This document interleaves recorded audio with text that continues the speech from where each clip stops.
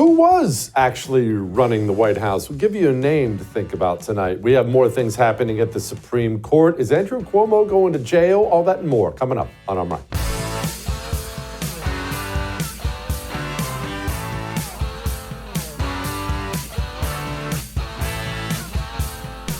You know, one of the greatest moments of my life?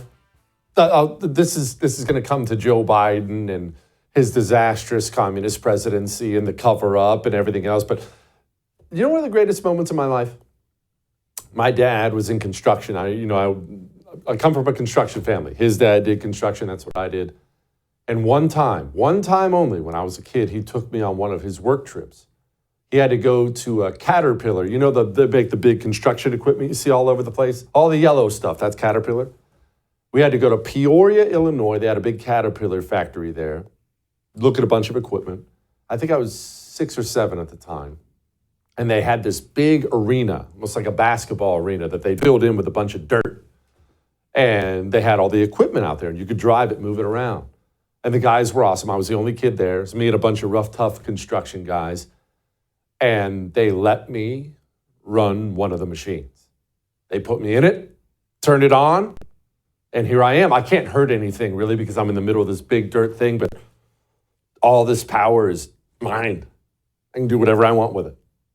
It was, I was 6 or 7. This is almost 40 years ago. I still remember it like it was yesterday. That's how great this moment was in my life. That's essentially what happened to the United States of America during Joe Biden's presidency. Only it wasn't a 7-year-old child who got unbelievable amounts of power and could do whatever he wanted with it. It was America hating communists. You see, we are suffering now. There's a reason we're still talking about this. We are suffering now, and we will continue to suffer for I don't know how long. The disaster of Joe Biden's presidency, if you just think about all the illegals they brought in, may very well be, on a long enough timeline, a mortal wound from which the United States of America cannot recover. But why was it so bad? How could you destroy that much in 4 years? It's almost as if there was a focused effort to destroy. We're not talking about some normal Democrat doing some Democrat policies and, oh, whoopsie, that didn't work out. It's almost as if there was a focused effort by people who hate the country to burn down as much of it as they could with the time they had. And that's exactly what happened, you see. We are now treated to the latest story. This story is, well, I've been doing politics for about 20 years now. I didn't really get into politics till I got out of the Marine Corps. But since then, because it's my nature, I've obsessed over it. I do what you do. I read, I listen, I watch. I just obsess over history and politics and things. I've never even heard of something like this before. And Alex, the fact of the fake town hall is not actually the worst part of the story that you report in the book. Yes, other campaigns have used fake town halls. Now, I would say those town halls usually are in addition to real town halls. Joe Biden was doing neither. This fake town hall was in order to film it so they could make it into campaign commercials. They filmed it in Delaware with supporters. But Joe Biden, at this point, this is the spring of 2024, Joe Biden's town hall, which was closed to press, was so bad that campaign officials determined that it was not usable for a campaign commercial. So they took 90 minutes, 2 hours out of the president's day. They filmed an entire town hall, and they determined that it was not usable. Now, some people say this was because Joe Biden was incoherent. He could not really articulate his thoughts in a pithy or even semi-normal way. Some people just said, like, the lighting was bad. I just want you to marinate on this for just a brief moment. I know you already know this because we talked about it, but the job of the presidency, the job of the president is unbelievably stressful, and the obligations are endless, and the stakes are enormous. I talked the other day, Donald Trump put up a long post. We saw it all. The media reported it all. Donald Trump got up, had a bunch of things to do in the morning, and then Donald Trump had to sit down, and he spent 2 hours on the phone with Vladimir Putin, the head of Russia, trying to negotiate some sort of a framework for a peace deal. He then hung up the phone. He had to get a hold of Zelensky and talk to him about the peace deal he just negotiated. He then had to reach out to the head of the EU and the head of France. And this is one brief period of time in one moment of one day that Trump had to deal with as president. And that's not because he's a Republican. That's the job as president. It could be you, me, anybody. They put you in that chair. Your responsibilities, the things you have to deal with, are beyond belief. And Joe Biden was so brain dead. They created a fake town hall, which is hilarious and amazing, by the way. It's been done before, though.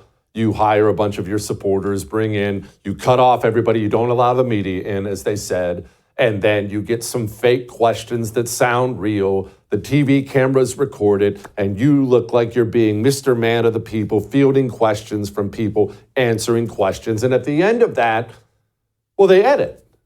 And you can't even imagine the magic editors can do. I didn't really realize this until I ran for Congress 2 times myself, and I saw we would go film for 8-9 hours in a day, and from that 8-9 hours of filming, they would produce one 30-second TV commercial. That's how much editing there is. Cut this out, cut that, move this, move that. They did it with Joe Biden, and he was still so incoherent, they didn't have a TV commercial, and they just scrapped the entire thing. 4 years, he didn't do anything. But that, of course, is not the point. That begs the question, well, who was doing stuff? Because there was a lot of stuff done. It's not as if nothing got done. Opening up the border, you had to do that on purpose. Remember, Donald Trump secured the border during his first 4 years. The border was secure when Joe Biden took over. So opening it up, you have to make a focused effort. Who did that? Who decided to sign all these ridiculous executive orders? Who banned the export of natural gas? Just horribly destructive things with no purpose whatsoever. Who found this law and that justification to bring in more foreigners and more foreigners and more foreigners by the million? But somebody was doing something. Who signed all those pardons? Remember what a story that was? At the end of Biden's presidency, every president pardons some people, and usually they're dirtballs, and nobody really cheers. Trump did it, Obama did it, Bush did it, Clinton did it. They all do it, and it's always kind of a gross process. And then Joe Biden does it exponentially more. Who was doing all that? Well, that's an important question, isn't it? Because we keep referencing communists around Joe Biden. Ed Martin went on with Mark Halperin. He went on Mark Halperin's show. I don't know why I struggle with Mark's name. He's a great guy. He went on his show, and Ed Martin named some names. I had a whistleblower in my office 10 days ago, senior Democrat, saying, look, it was these 3 people that controlled access, and they were making money off of it. The gatekeepers, different characterization of who was using the access, but the gatekeepers were Klain and Anita Dunn and Bob Bauer. And those 3 were really dominant characters in the White House. Ricchetti a little bit, and obviously Jill, but I think that was the 3. I was with this person, and I said, what about Susan Rice? What about some of these others? And they said, no, these were the ones. Ron Klain is an obvious one, Joe Biden's chief of staff. We'll set him aside for the time being. Maybe we'll come back to him. Anita Dunn. Maybe that name sounds familiar to you. Hopefully it does. Glenn Beck deserves all the credit in the world because it was 15, 16 years ago. Glenn Beck discovered this lady by the name of Anita Dunn who was working for Barack Obama. But Anita Dunn has some interesting views. And then the third lesson and tip actually come from 2 of my favorite political philosophers, Mao Zedong and Mother Teresa. Not often coupled with each other, but the 2 people that I turn to most. In 1947, when Mao Zedong was being challenged within his own party on his plan to basically take China over, Chiang Kai-shek and the nationalist Chinese held the cities. They had the army, they had the air force, They had everything on their side. And people said, how can you win? How can you do this? How can you do this? Against all of the odds against you. And Mao Zedong said, you fight your war and I'll fight mine.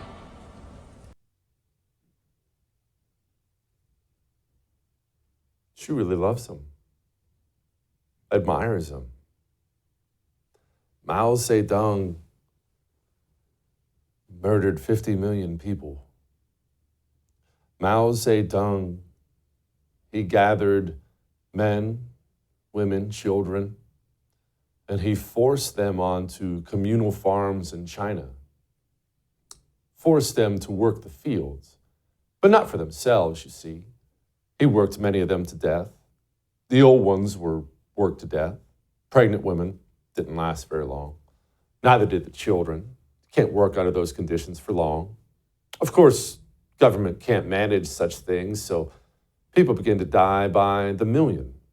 Mao then continued to control more and more and more, and millions and millions and millions and millions of people died. This is a human being who was so sadistic that one of the members, a lifelong friend of his, challenged him in really a fairly benign way after he'd killed 50, 60 million. We don't even know the number, 50, 60 million Chinese people. Mao remembered that. He remembered being challenged publicly, never forgot it. And you see this friend of Mao's was a diabetic, needed medication. You know what happens to somebody when they don't get what they need when they're diabetic? You know what happens to the body?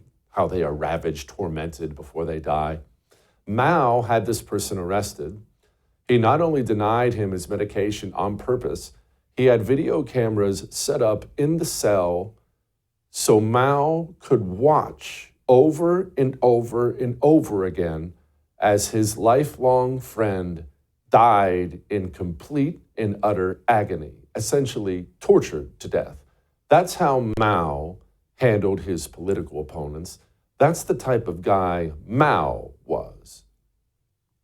Now, the lady who clearly loves and admires him, she was, at least in part, running the United States of America for 4 years.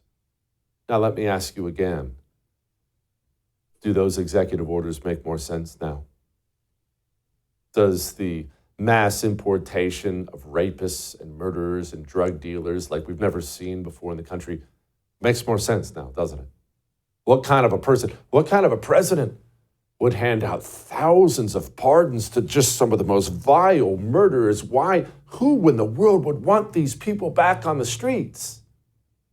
Makes more sense now, doesn't it? Makes a lot of sense. And remember, when Joe Biden couldn't function anymore, and now it was public, now everybody knew it, there was a central figure trying to keep him in the race. So what do you say to members of the House of Representative Democrats who are on the phone with reporters saying that the president needs to step down? We're basically saying the president is the only person out there who's ever beaten Donald Trump, and he will do it again. And we're all going to work together on this. Oh, that's a little bit more revealing now, isn't it? I have no doubt Anita Dunn wanted him to stay right where he was so she could continue to put the United States of America to the torch. How in the world did we end up with a Supreme Court justice like Ketanji Brown Jackson, a radical, insane, America-hating communist nutjob who now sits on the highest court in the land? I think you know how she got there. And speaking of the pardons, I talked to Ed Martin about it last week when he was on. We saw something that no one's ever seen. Look, Donald Trump has done historic stuff, and people say we've never seen a president who tweets or does this, that, and the other thing. What Joe Biden, the unprecedented nature of what he did, back in time, blanket pardons for any crime, 14 years, this is not normal. And he did it over areas that we see major questions. The pardons over COVID, blanket pardons over the COVID stuff. Again, at a certain point you say, might be plenary, might be allowed, but it looks like it's covering things up, right? It looks like we've got some conflict. So again, we are not supposed to be wimps. I know, Jesse, you know this. We're not supposed to be, silly about being soft. we should ask questions. If you do stuff that's unprecedented, we should ask questions. Why would they take such unprecedented steps? Because having communists who hate America in the Oval Office was unprecedented. That's why we saw unprecedented things, like the 7-year-old who was given a piece of construction equipment. Do with it what you want. We sat communists behind the desk in the Oval Office for 4 years, and we turned them loose. And that's why we still suffer from it. Somebody better go to jail. All that may have made you uncomfortable, but I am right. You know, my Wasson watch makes me comfortable. Oh, I'm well aware that there are plenty of watches out there that tell time. And I'm aware that there are nice watches out there. There are plenty of really nice watches. Wasson watch is made by a United States Marine. It's high-end, looks great, can be used in the field or when you're going out at night, depending on which band. But that's not what's most important to me, to be honest. Wasson watch shares and promotes my values all the time. They don't hide behind an anonymous account to do it or something like that. Wasson watch on any given day will be fighting for the unborn, Second Amendment rights, the United States of America. How many watch companies are that bold? One. Go get one. Wonderful gift. Wonderful watch. WassonWatch.com. Promo code Jesse. We'll be back.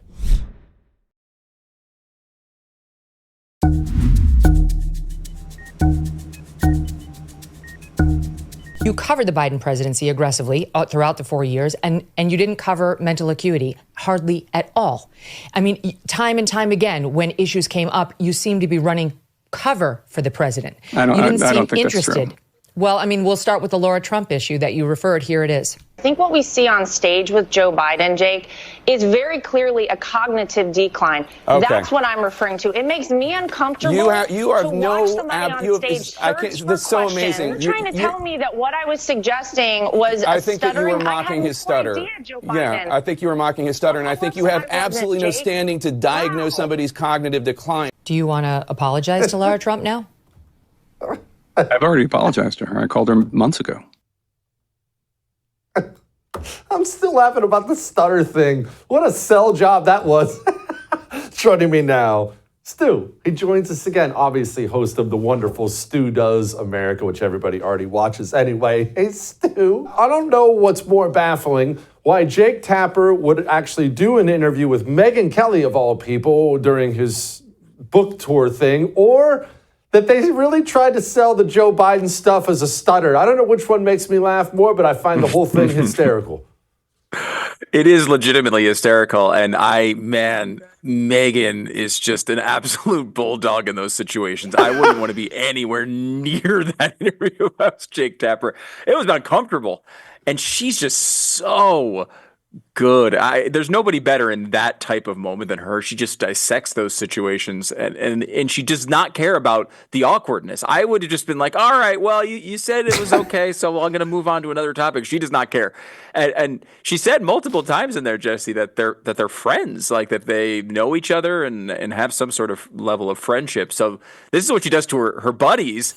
I literally, the day that this interview happened, I got an email from Megyn's producer saying like, "Hey, can you come on this date?" And I was like, "I don't know." After listening to that interview, I might want to hold off, right? Because if I do something that pisses her off, I don't think I'm going to make it through the day. Hold on, I just checked my schedule. Nope, I'm booked that day. What day? Every day. Every single day. All right. On the less hysterical part of this, I had to give a shout out to Glenn Beck and you for this way old callback since she's back in the news. 2009, Anita Dunn. Oh, here it was. And then the third lesson and tip actually come from two of my favorite political philosophers, Mao Zedong and Mother Teresa, not often coupled with each other. But the two people that I turn to most, in 1947, when Mao Zedong was being challenged within his own party on his plan to basically take China over. Chiang Kai-shek and the nationalist Chinese held the cities. They had the army. They had the Air Force. They had everything on their side. And people said, how can you win? How can you do this? How can you do this? Against all of the odds against you. And Mao Zedong said, you fight your war and I'll fight mine. Stu, it really does explain so much when you just accept that Joe Biden never ran a thing and that woman did. Yeah, you're bringing me back, man. That's a clip that our own Glenn Beck uncovered back in the day, and it was a huge story at the time. I'm so glad you went back and found that. I two things I remember about Anita Dunn is that clip and the fact that every time she talks, she's constantly licking her lips, and it used to drive me freaking nuts. Like every 3 words, she will lick her lips. You watch that clip, and she does it constantly. Not the most important part of that clip, of course. As you are, Jesse, always on the hunt for the communists that are running things, and you've found yet another one. And the fact that she was able to do this, partially under Obama, but even a much bigger role under Biden, where she seemingly was making a lot of these decisions, along with a couple of other names that are in this book and that we can go through. But I think you hit on something really important here that between these two clips, Jesse, which is like Jake Tapper is a story that is related to this. He is a story. The fact that he did cover this and didn't really go into it and even was mocking Laura Trump is a story. And the media failure on this is a story. I'm concerned that on the right, we're making Jake Tapper the main story here, though. And like someone like Anita Dunn should be the main story. We didn't have a president of the United States for multiple years. And the fact that Jake Tapper didn't say that on a CNN show enough is a problem. It's not as big a problem, though, as the fact that we didn't have a president for 2 years and people like Anita Dunn were running the government. That is like, I think, a crime. I want to, at the very least, want an investigation to find out which crimes were committed and by whom. I want to know every single text message that was sent around about this cover-up. The government is so interested in everybody's signal messages these days. I'd like to see every single signal message that was sent about this. These people were in power. They were manipulating our country, our policy, using our tax dollars outside of the constitutional system, it seems. And if that happened, those people need to be held accountable even more than some CNN host. That's a great way to put it. I'm definitely going to steal that and use it for my own because it is a good point. We're focusing on the media people. And of course, if it's somebody's responsibility to tell me that a wild animal is ravaging my pantry, then I expect that person to report it. And if they don't, it's a big deal. But that's not the wild animal ravaging my pantry. We had apparently a bunch of goblins running the United States of America, and they're not some nameless, faceless group. People with names, faces, and addresses opened up the border of this country and allowed rapists to come in and pillage this country like it's the medieval times, and someone better go to jail for it, Stu. Yeah, I think that's the way this is supposed to work. Being working with Glenn Beck, we did talk about Anita Dunn quite a bit back in the day. Also, every 10 seconds, we talked about Woodrow Wilson. And, Woodrow Wilson's wife, Edith, Anita's on my brain, Edith Wilson, basically ran the country for a while as the president because he had a stroke and he was incapacitated. He was taking his hand, she was taking his hand and putting her hand over it and having him sign the bills of that she was moving the hand. And you think about that situation. First of all, it's amazing because I'm pretty sure Joe Biden did even less than that. At least his hand was touching the pen. He was using an auto pen, so I don't think the pen was even touched. But when you go back and you think about that, this has happened many times now through our history. We have a situation where this keeps getting taken out of control. Woodrow Wilson's favorite book was a book called Philip Drew Administrator, and it was a book, a really awful book, about how a president would just kind of come in. He was, instead of running everything like the executive is designed, he would hand it off to all these committees and these experts that would run all the country for. It was the best thing for America. That was his vision of what America was. He wound up getting it in the Joe Biden administration, where all these supposed experts and ideologues and, as you point out, communists wound up running major parts of the country, where you take this guy who ran as a moderate, ran as this blue-collar, everyday lunchbox Joe, and then wound up running a country far to the left than even Barack Obama ran. That didn't make any sense unless you plug in all these variables and understand that this guy wasn't even making the decisions. Stu, on your YouTube channel, let's talk about something decent. On your YouTube channel, you're talking about Trump's policies, and in fact, you have them ranked so far. Give us your ranking and what's going to stick, what can last, and what's going to be erased the next time we get some nutball Democrat in there. Well, I mean, that's a huge concern because, as we've seen so far, we've got the big, beautiful bill supposedly around the corner. We'll see and how beautiful it is. Certainly is going to be big. But none of this stuff has really been done legislatively yet, right? So it's all been executive orders. The next Democrat can reverse almost all of it, and that is a huge problem. I think we're getting a little too reliant on executive orders for long-term solutions. But yeah, as you point out, we did a show basically ranking the policies, not based on like my opinions as to how wonderful they were, but as to how the American people were reacting to them. What's working for him and helping his, let's say, popularity, his approval ratings, and what was hurting. And what you saw at the top was I think what you'd maybe expect: the border, his reaction to crime, his national defense. The things that kind of Trump is shown as when he's showing strength, right? That's what people want out of Donald Trump. They believe he's strong on these things where certainly the left is weak. Down at the bottom were some of the economic policies, like tariffs and worries about inflation, even though we haven't really seen those come into to fray yet. But what I think was interesting about that exercise was kind of acting like a consultant, right? Donald Trump believes these things. He's going to do tariffs. I'm not a big tariff guy. He's going to do tariffs anyway, whether I like it or not. But the question is, what do you emphasize to the American people? What do you focus on? When people are like, oh, he shouldn't talk about the border because they're saying he's deporting these Venezuelans to prisons in El Salvador, that's not hurting him at all. Like, that's actually helping him when he's talking about those types of issues. People like when gang members aren't here anymore. It's a crazy formula of a way to govern. When it comes to their prices going up, though, that is, I think, a real risk to the rest of his agenda. If that winds up coming true, one of the reasons he's in office is because people believe in his economic policies. He believes in tariffs, yes, but he also believes in tax cuts and he believes in regulation cuts. And if he focuses on that part of his economic agenda, it probably helps his entire presidency.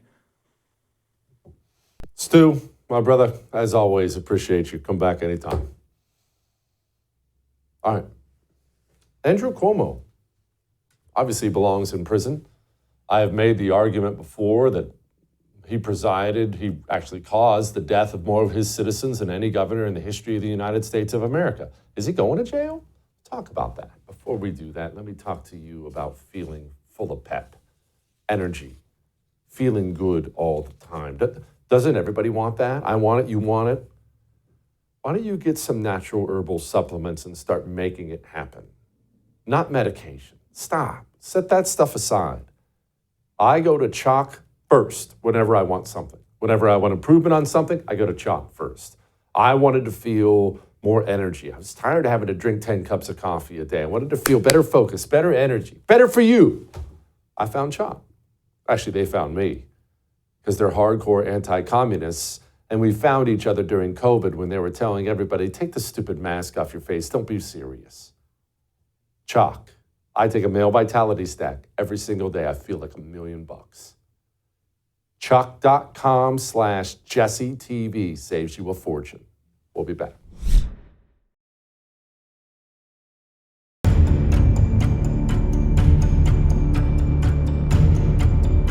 All right, so you know my thoughts on COVID, the lockdowns, the violation of your rights, which took place over and over and over again in this country.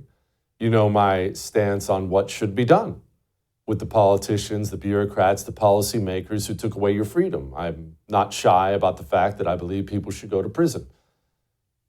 I do. I believe people should go to prison and not some lackey. Governors should go to prison. And there's nobody who should go to prison more than Andrew Cuomo. Andrew Cuomo in New York, he actually ordered that COVID-positive people be put into nursing homes. Of course, the only people who were really at any significant threat of COVID were old people with pre-existing conditions. And look, all we have are estimates. 50,000 New Yorkers are dead because of Andrew Cuomo. Andrew Cuomo, as governor in New York, is responsible for killing more of his citizens than any governor in the history of the United States of America. And part of the reason I scream and yell and I get my blood pressure through the roof about the need for these people to go to prison is not only are they not sorry about it, they almost universally, they brag about what they did. Andrew Cuomo is running now to be mayor of New York City. This is his ad. It was the greatest health crisis in our history. And when New Yorkers were desperate for leadership, Andrew Cuomo delivered. He didn't just provide information in those daily COVID briefings. He acted, building emergency hospitals and deploying first responders. And he provided hope that we'd pull through this together. We did. Now New Yorkers face a city unaffordable and streets that don't feel safe. And in a crisis, you want someone who's delivered for us before. Paid for by Cuomo for NYC. I'm just trying to think how I would feel if that was one of my parents who died because of him, and you turn on the television one day and you see that. Just think about that. Oh, by the way, he's leading in the polls. He's probably going to win. He is going to kill 50,000 people as governor, take a couple years off, and then he's going to take over a position that, honestly, it may be more powerful than governor of New York, mayor of New York City. And man, my heart breaks for the people who lost somebody. And this is why I will always call for a reckoning. I will always call for accountability, arrests, public trials. What happened to you? I just want to remind you, what happened to you, what happened to the United States of America during COVID was deeply evil. It was unjust. It was unlawful. And the people who did it deserve so much worse than everything they're getting right now. I'm going to move off this before I lose my mind and start screaming and yelling, because I'm not in a screaming and yelling mood. So we're just going to move on. Before we move off of this, let's get you fixed up with a new phone. Or you can keep your phone. I really don't care about your cell phone. Maybe you need a new one. Maybe your screen's all cracked and broken. Maybe your cell phone's just fine. What you need is a new mobile provider, because your mobile provider sucks. Verizon, AT&T, and T-Mobile are horrible companies. Speaking of evil, June's coming up, and it's been rebranded as Pride Month in this country. And wait till you see what your mobile provider is going to do with your money during Pride Month. And I want you to remember that. When you turn on the news and you see Verizon and the rainbow filth, you paid for it. They're doing that with your money. I don't have to stress that. You know what Pure Talk's doing right now? They're finding flags called allegiance flags. They're American flags that are made in America, very rare. They're giving them out to veterans. That's their newest drive. So while your cell phone company's funding the tranny parade, my cell phone company's giving flags to men who fought for this country. And you can save money? puretalk.com/JesseTV. We'll be back.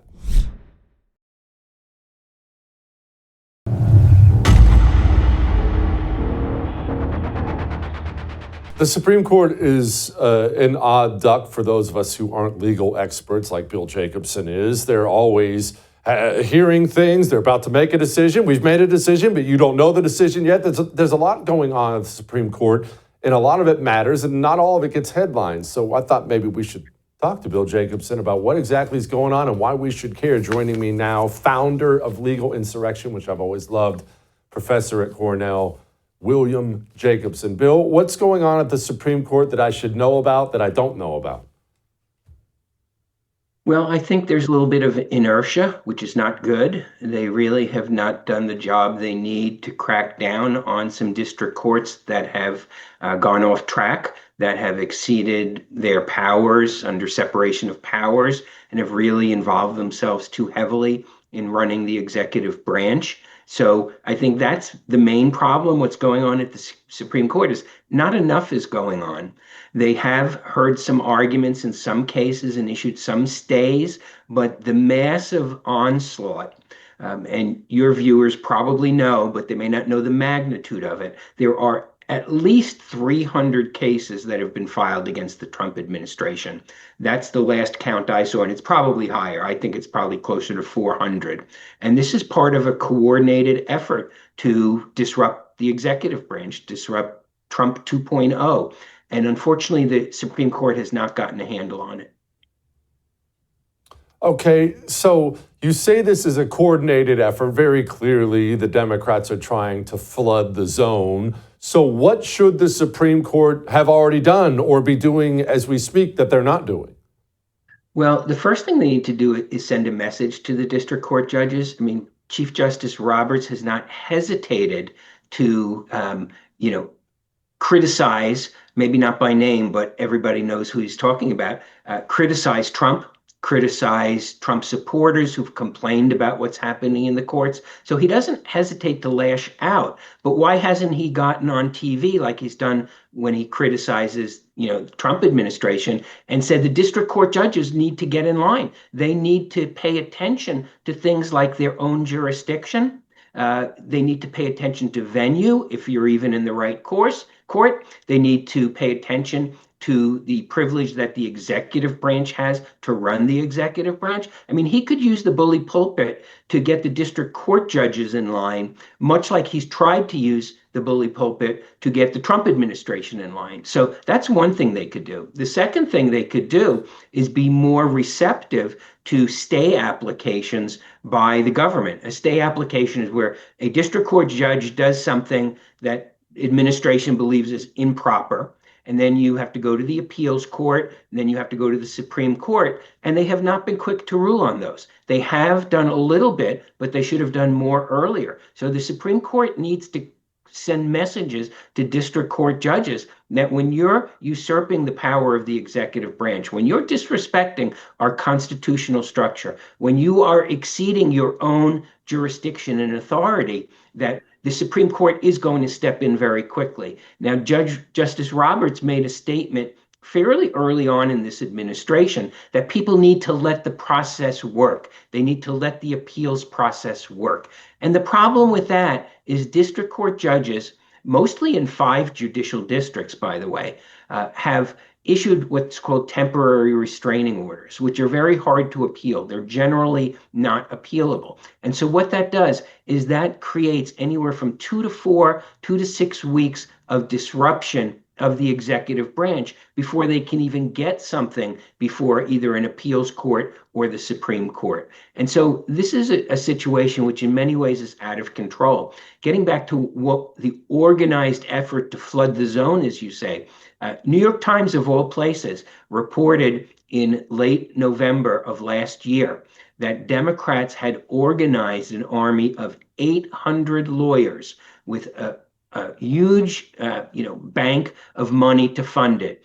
Over 40 organizations to flood the administration. They've decided that they lost the election and they're therefore going to use the court system to try to prevent the president from being president.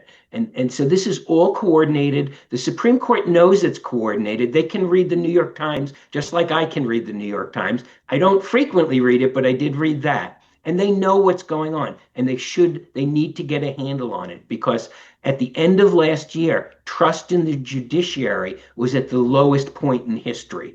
And, the judiciary really has the trust of people and its reputation and respect for the system. They don't have an army. They don't have the ability to enforce anything other than people obeying them. And they really need to consider, John Roberts needs to consider whether the inaction from the Supreme Court is so destroying the legitimacy of the court system that he's, in trying to preserve the court and try to keep it out of politics, he's actually putting it into politics. So, Bill, I'm going to ask you something that I probably shouldn't even ask, because we're venturing outside of the realm of what is legal and what is the law and what is precedent and things like that. But why? Why can John Roberts is not a fool, as much as I may dislike the man. Like you said, he reads the New York Times. I promise he wakes up in the morning like the rest of us do, and he looks at his phone and he reads stories. It's cute. He knows what you just said is true. On the short term, they may feel high and mighty, but in the long term, He's destroying the legitimacy of the court, and we're going to go into a dark place as a country because the next Republican nominee is going to run on arresting Supreme Court justices, and he's going to win the nomination. So why can't he see it? I don't know, but that's really been his history, that you can go back probably further than the Obamacare ruling, but let's start at the Obamacare ruling. I think it was 2012, where reports were that he flipped his vote because of the pressure from the Democrats. Barack Obama went public with saying that, the legitimacy of the court will be destroyed if he strikes down Obamacare. And reports were that Roberts shifted because he didn't want to put the court in a position that it was running up against a major Democrat president, popular. And so that has kind of been his role, is that he thinks by doing nothing, he keeps the court out of it. I can't explain why he doesn't see what's going on, but it's pretty clear he doesn't see the bigger picture here. All right, let's focus on something decent. DEI, are we going to go get a win there? We're winning, okay, but it's going to be a long-term effort. The one thing I always try to emphasize to people is that DEI, the racialization of everything, mostly we talk about it in terms of education, but it's in companies now, it's in government now. But the racialization of everything is so deeply embedded in the culture and so supported by a bureaucracy that's embedded in companies, usually the HR department. It's embedded in universities almost everywhere, that it's not going to go away just because Trump signed some executive orders. His executive orders have been extremely important and extremely impactful. He has seriously disrupted billions of dollars flowing not just to the bureaucracy that supports DEI, but to the consultant class that supports DEI. I don't think we really realized, and I've been working in this area for a decade, I don't think I fully realized how much of the DEI industry was funded by the federal government, by the Department of Education, by USAID, by other agencies. And a lot of that is being terminated. A lot of it will not be renewed. And that's hugely impactful. And so at many levels, what the Trump administration has done is putting us on the path to victory against DEI.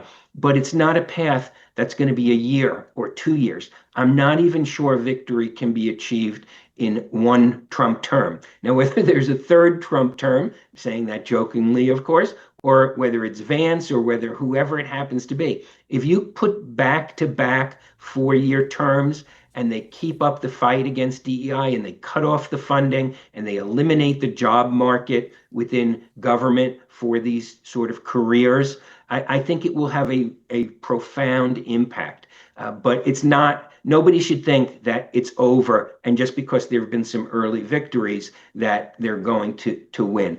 As somebody who works in higher ed at Cornell Law School, I can tell you the DEI culture is deeply embedded everywhere in the university, and it is the one thing they will never give up if they have any choice. And so it's going to be a long slog, but I think the Trump administration is on the right track. See, we ended up on a positive note, everybody. Bill, as always, I appreciate you very much. Thank you, sir. All right. Speaking of all this race communism stuff, Trump hosted the head of South Africa, president of South Africa, today in the Oval Office. And man, it did not go the way the South African dude thought it was going to go. We'll play it next.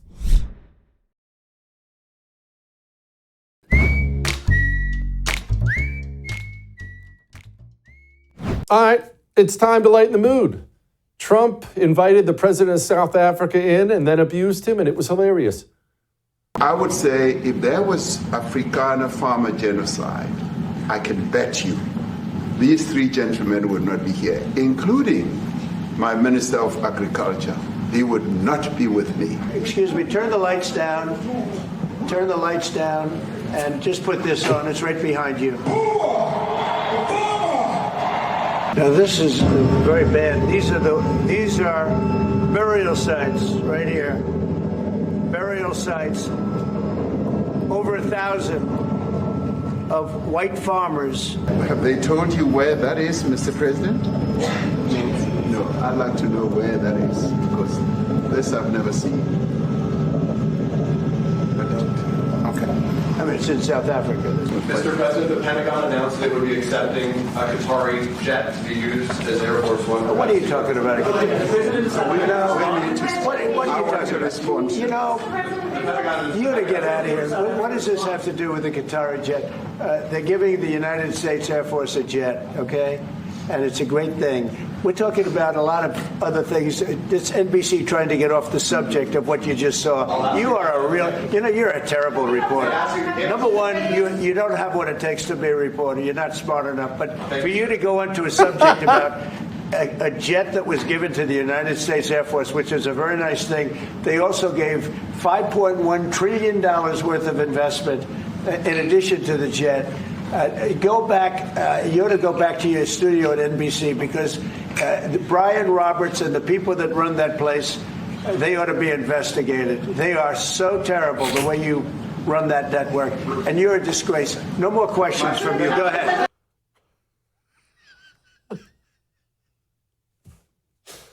All right. I'll see you tomorrow. I would thank you for coming to my YouTube channel, but I know how brilliant it is, and I know you love it here. So subscribe and watch. We're going to start really ramping things up and putting some funny stuff, some interesting stuff out there, some collaborations. Either way, my YouTube channel is officially the place to be. So stick around.